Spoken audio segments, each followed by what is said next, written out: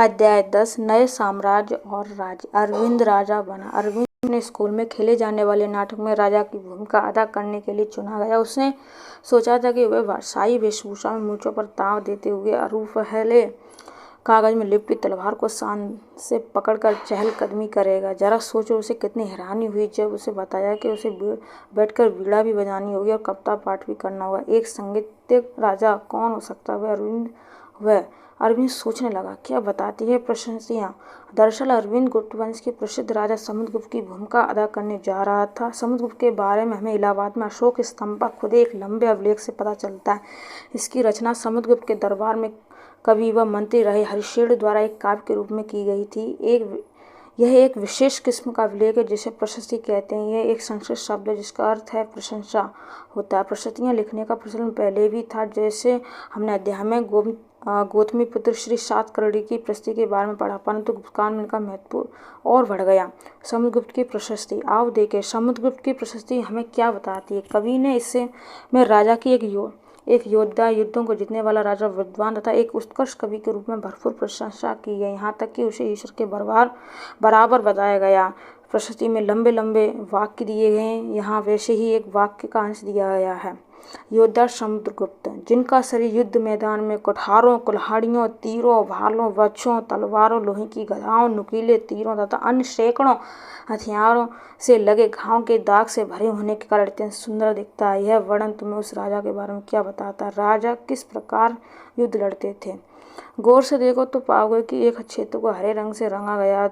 तुम्हें पूर्वी समुद्र तट के साथ साथ एक क्रम में लाल बिंदु दिखेंगे। उसी तरह कुछ क्षेत्र बैंगनी और नीले रंग के भी मिलेंगे।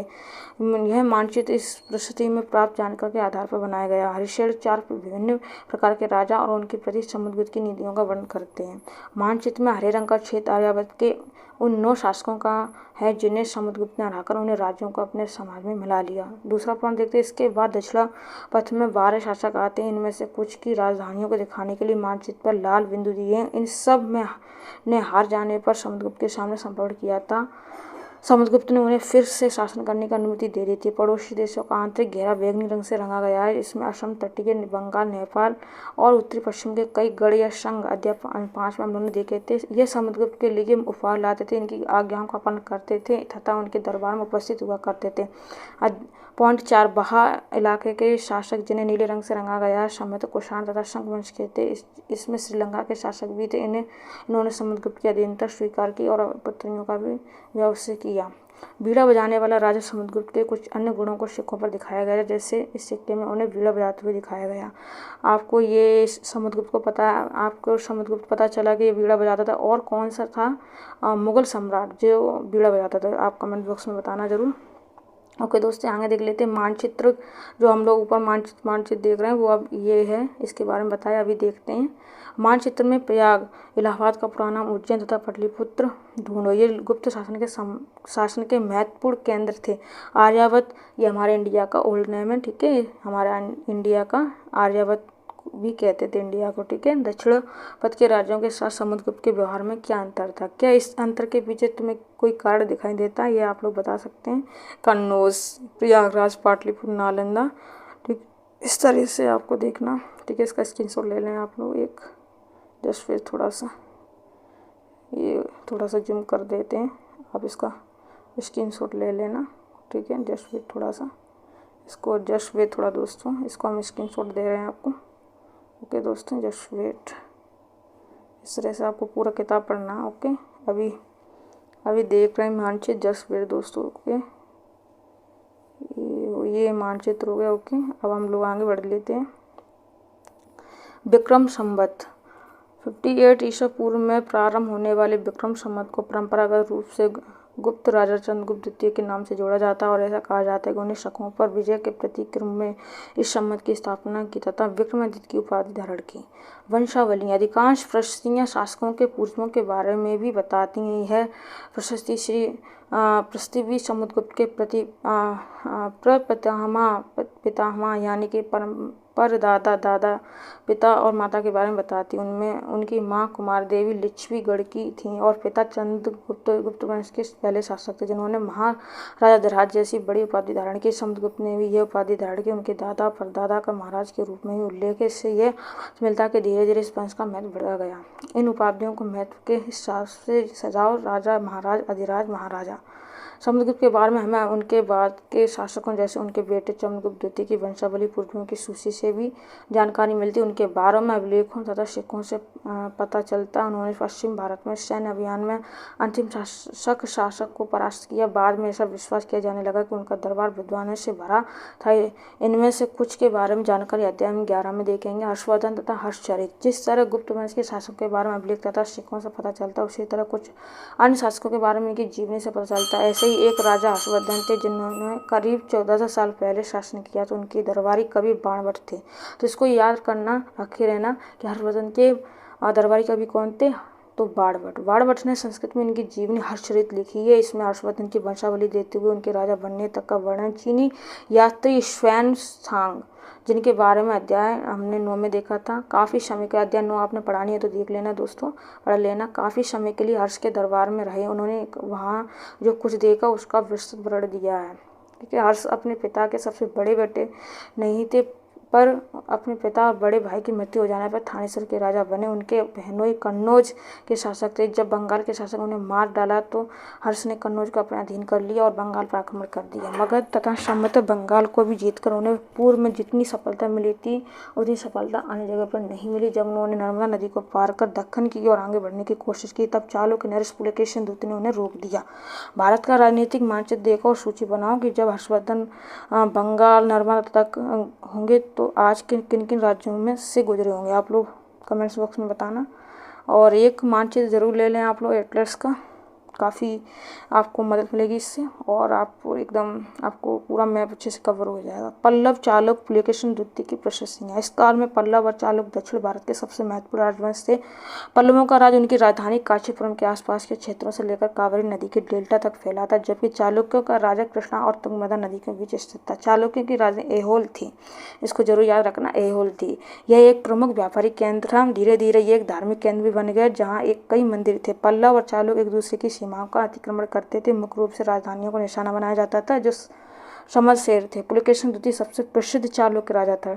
उनके बारे में हमें उनके दरबारी कवि रवि कीर्ति द्वारा रचित प्रशस्ति से पता चलता है। इसमें उनके पूर्वजों, खासतौर से पिछली 4 पीढ़ियों के बारे में बताया गया। पुलकेशिन द्वितीय को अपने चाचा से ये राज मिला था। रवि कीर्ति के अनुसार उन्होंने पूर्व तथा पश्चिम दोनों समुद्र तटीय इलाकों में अपने अभियान चलाए। इसके अतिरिक्त उन्होंने हर्ष को भी आगे बढ़ने शुरू का। हर्ष का अर्थ आनंद होता। कवि का कहना है कि इस पराजय के बाद अब हर्ष नहीं रहा। पुलकेशिन द्वितीय ने पल्लव राजा के ऊपर भी आक्रमण किया, जिसे कांचीपुरम की दीवार के पीछे सड़ लेनी पड़ी, पर चालुक्य की विजय अल्पकालीन थी। लड़ाई से दोनों वंश दुर्बल होते गए। पल्लव और चालुक्य को अंततः राष्ट्रकूट तथा चोल वंशों ने समाप्त कर दिया। इनके बारे में तुम कक्षा 7 में बढ़ चुके दोस्तों। वे कौन से शासक थे जो तटों पर अपना नियंत्रण करना चाहते थे, अध्याय 9 में देख रहे हैं। इन राज्यों का प्रशासन, ये आप अध्याय 9 नहीं पढ़ा तो दोस्तों 9 अध्याय जरूर देख लेना। इन राज्यों का प्रशासन कैसे चलता था? पहले के राजाओं की तरह इन राज्यों के लिए भूमि का सबसे महत्वपूर्ण बना रहा। प्रशासन की प्राथमिक इकाई गाँव होते थे, लेकिन धीरे धीरे कई नए बदलाव आए। राजाओं ने आर्थिक, सामाजिक, राजनीतिक या सैन्य शक्ति रखने वाले लोगों का समर्थन जुटाने के लिए कई कदम उठाए।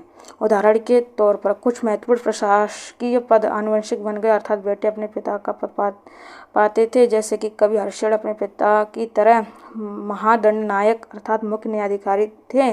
कभी कभी एक ही व्यक्ति कई पदों पर कार्य करता था, जैसे कि हर्षेण एक महादंडनायक होने के साथ साथ कुमार मात्य अर्थात एक महत्वपूर्ण मंत्री तथा एक संधि विग्रह अर्थात युद्ध और शांति के विषयों का भी मंत्री थे। समय तो वहाँ के स्थानीय प्रशासन में प्रमुख व्यक्तियों का बहुत बोलाबाला था। इनमें नगर श्रेष्ठी यानी मुख्य बैंकर या शहर का व्यापारी, अशार्थ भा यानी व्यापारियों के काफिले का नेता, प्रथम कुलीक अर्थात मुख्य शिल्पकार तथा कायस्थों यानी लिपिकों के प्रधान जैसे लोग होते थे।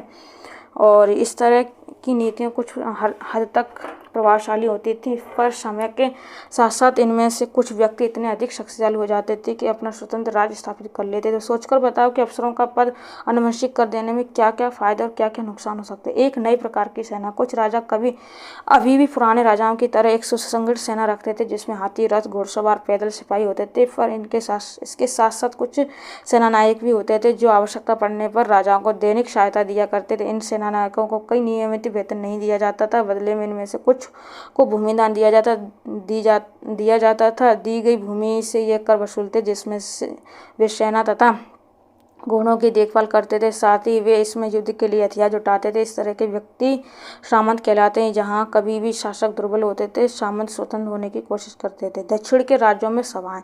पल्लवों के अभिलेखों में कई स्थानीय सभाओं की चर्चा। इनमें से एक था ब्राह्मण व स्वामियों का संगठन, जिसे सभा कहते थे। ये सभाएं उप समितियों के जरिए सिंचाई, खेती बाड़ी से जुड़े विभिन्न काम, सड़क निर्माण, स्थानीय मंदिर की देखरेख आदि का काम करते थे।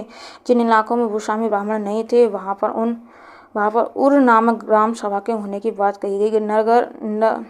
नगरम व्यापारियों के एक संगठन का नाम था। सम्मत इन सभाओं पर धनी तथा शक्तिशाली भूस्वामी और व्यापारियों का नियंत्रण था। इनमें से बहुत सी स्थानीय सभाएं शताब्दी तक काम करती रहीं।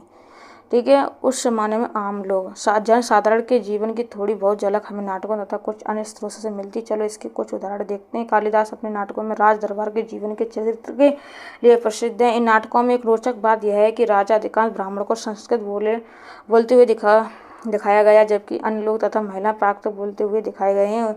उनका सबसे प्रसिद्ध नाटक अभिज्ञान शकुंतलम दुष्यंत नामक राजा और शकुंतला नाम की एक युवती को प्रेम कहानी है। इस नाटक में एक गरीब मछुआरे के साथ राज कर्मचारियों के व्यवहार की बात की गई है।